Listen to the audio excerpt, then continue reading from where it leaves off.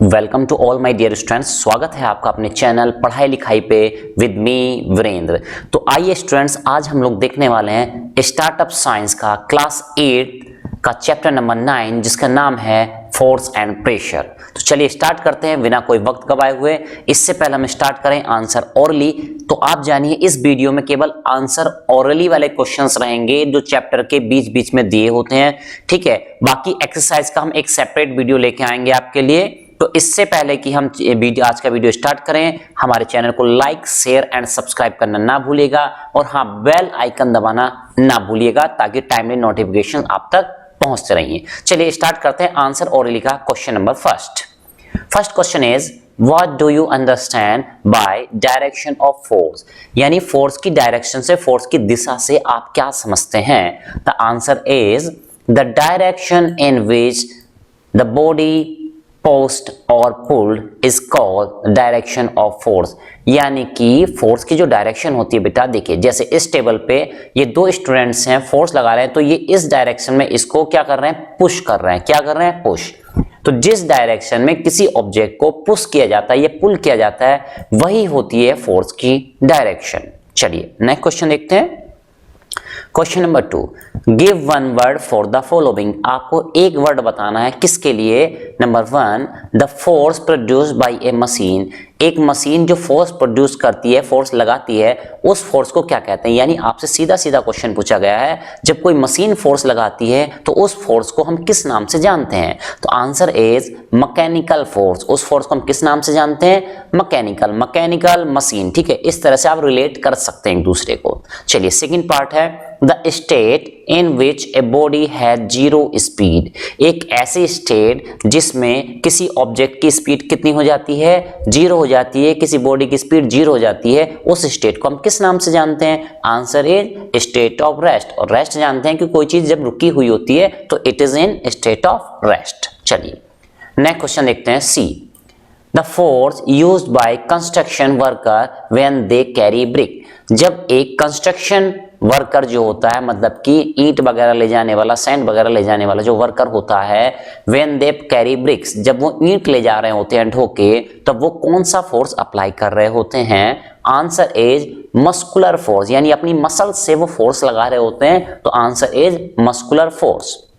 Next, the force which act through space. ऐसा कौन सा फोर्स है जो स्पेस में लगता है, ठीक है। तो कौन सा फोर्स है, answer is known as non contact force. क्या कहते हैं उसको, जो स्पेस में लग रहे होते हैं, यानी कि जिनके लिए फिजिकल कॉन्टैक्ट होना जरूरी नहीं होता, ऐसे फोर्सेस को हम जानते हैं नॉन कॉन्टैक्ट फोर्स के नाम से। चलिए, the force that holds the planet in their orbits. ऐसे फोर्स का नाम बताना है, ठीक है। दैट होल्ड्स द प्लैनेट, जो ये प्लैनेट है, हमारे ग्रह हैं, इनको क्या करके रखता है, होल्ड करके रखता है, अपने ऑर्बिट में बनाए रखता है। उस फोर्स का नाम क्या है बेटा, ग्रेविटेशनल फोर्स। उसका नाम क्या है, ग्रेविटेशनल फोर्स, या आप कह सकते हैं गुरुत्वाकर्षण फोर्स, बल, ठीक है। चलिए नेक्स्ट देखते हैं। Question number 3, magnetic and gravitational force are both non contact forces but there is a major difference between them, what is it. कह रहा है कि जो मैग्नेटिक फोर्स होता है और ग्रेविटेशनल फोर्स होता है, दोनों क्या हैं, दोनों एक ही टाइप के फोर्स हैं, मतलब दोनों की नॉन कॉन्टैक्ट फोर्स हैं। दोनों में, दो बॉडीज का कॉन्टैक्ट में आना जरूरी नहीं होता है, ठीक है, लेकिन इसमें एक मेजर डिफरेंस है। दोनों में एक क्या है, एक अलग चीज है, कुछ हटके चीज है, वो क्या है, व्हाट इज दैट, ठीक है, व्हाट इज इट, वो आपको बतानी। तो आंसर इज मैग्नेटिक फोर्स में बी अट्रैक्टिव। जो मैग्नेट का फोर्स होता है वो अट्रैक्टिव हो सकता है और रिपल्सिव भी हो सकता है, यानी चीजों को अपनी तरफ आकर्षित भी कर सकता है, अपनी तरफ खींच के भी ला सकता है, उनको अपने से दूर भी कर सकता है। बट द ग्रेविटेशनल फोर्स, जो ग्रेविटेशनल फोर्स होता है, is always attractive in nature. वो हमेशा अपनी तरफ लाने की कोशिश करता है, वो हमेशा कैसा होता है, अट्रैक्टिव होता है फोर्स में। तो ये बेसिक डिफरेंस होता है मैग्नेटिक में फोर्स में और ग्रेविटेशनल फोर्स में। Next, answer orally. तो दूसरा पोर्शन भी यहां पे दिया हुआ है आंसर ओरली का। चलिए जानते हैं क्या है। First question, name the factor on which the effect of force depend. आपको ये फैक्टर बताने हैं जिन पे डिपेंड करता है कौन, इफेक्ट ऑफ फोर्स डिपेंड करते हैं। तो क्या है वो, answer is the effect of force depends upon the area of contact of two objects. ठीक है, वो फैक्टर कौन सा है जिस पे फोर्स डिपेंड करता है? तो आंसर इज क्या हुआ बेटा? ऐसा इफेक्ट जो फोर्स जिस पे फोर्स डिपेंड करता है that is area of contact, यानी कितना एरिया दो ऑब्जेक्ट का कॉन्टेक्ट में है, दो ऑब्जेक्ट का, तो उस चीज पे डिपेंड करता है कि फोर्स का इफेक्ट क्या होगा, कैसा होगा। Second, What is the relationship between pressure and the area of contact? आपको ये बताना है कि प्रेशर में और एरिया ऑफ कांटेक्ट में क्या रिलेशनशिप होता है, क्या संबंध होता है। Answer is pressure and area are inversely, ठीक है, क्या होते हैं? आर इनवर्सली प्रोपोर्शनल, यानी एक दूसरे के इनवर्सली प्रोपोर्शनल होते हैं, या आप कह सकते हैं रेसिप्रोकल होते हैं। ठीक है, टू ईच अदर, एक दूसरे के लिए।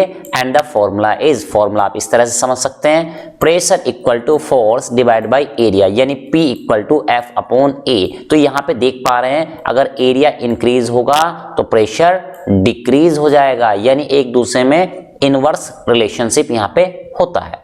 Third, What is the condition under which an object will sink in a liquid?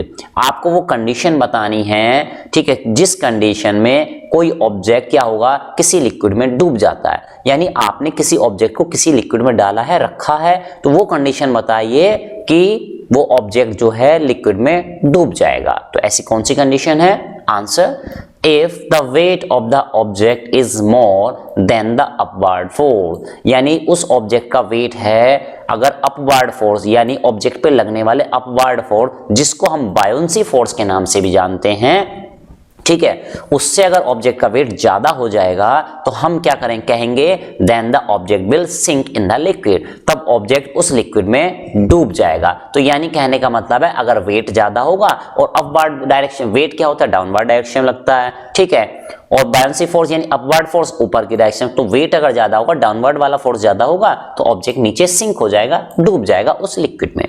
चलिए नेक्स्ट क्वेश्चन देखते हैं, और आंसर ओरल का ये लास्ट क्वेश्चन भी है। क्या है?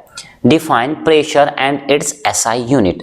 आपको प्रेशर डिफाइन करना है कि प्रेशर क्या होता है, और उसकी यूनिट बतानी है, एसआई यूनिट बतानी है। चलिए, the force acting on unit area of a surface, कह रहा है कि द फोर्स, जो फोर्स होता है एक्टिंग, जो कि लग रहा होता है किस पे, यूनिट एरिया पे। यूनिट एरिया का मतलब कितना हो गया बेटा? 1 मीटर स्क्वायर के एरिया पर। यूनिट का मतलब क्या होता है? 1 क्या? Metre square. तो 1 मीटर स्क्वायर के एरिया पे जितना फोर्स लग रहा होता है, area of surface is defined as the pressure, उसको हम प्रेशर के नाम से जानते हैं। तो बेटा इसका फॉर्मूला क्या हो गया? It's SI unit is pascal. इससे पहले हम यूनिट भी देख चुके थे, फॉर्मूला भी देख चुके थे। देखो बेटा, फॉर्मूला था फोर्स डिवाइड बाई एरिया, तो इसी से जानेंगे उसकी यूनिट क्या हो जाएगी। तो पहले आप फोर्स की यूनिट रख देंगे, दैट इज न्यूटन, और डिवाइड में क्या रख देंगे, एरिया की यूनिट यानी मीटर स्क्वायर। तो पास्कल क्या हो गया? पास्कल इक्वल टू न्यूटन पर मीटर स्क्वायर, यानी कि प्रेशर की जो यूनिट होती है वो होती है न्यूटन पर मीटर स्क्वायर, और जिसको हम पास्कल के नाम से भी जानते हैं। तो देखिए आज का वीडियो आपको कैसा लगा, हमें कमेंट बॉक्स में कमेंट करके जरूर बताइएगा, और इसके बाद हम इसी चैप्टर का एक्सरसाइज का सॉल्यूशन भी लेके आएंगे। तब तक के लिए गुड बाय।